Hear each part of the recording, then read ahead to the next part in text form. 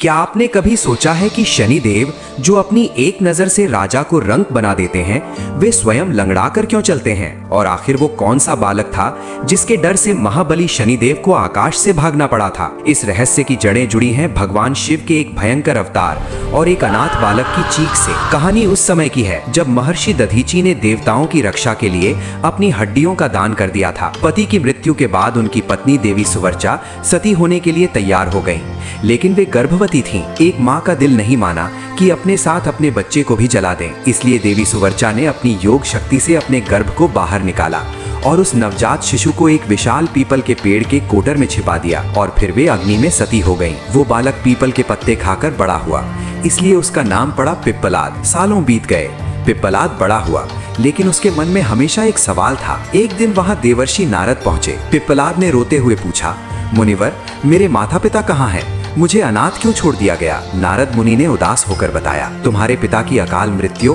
और तुम्हारी माँ के सती होने का एकमात्र कारण शनिदेव की वक्र दृष्टि थी। शनि की दशा ने ही तुम्हें जन्म से पहले अनाथ बना दिया। ये सुनते ही पिप्पलाद का शरीर कांपने लगा। वो कोई साधारण बालक नहीं, बल्कि स्वयं भगवान शिव का रुद्र अवतार थे। उनकी आंखों में महाकाल का क्रोध था।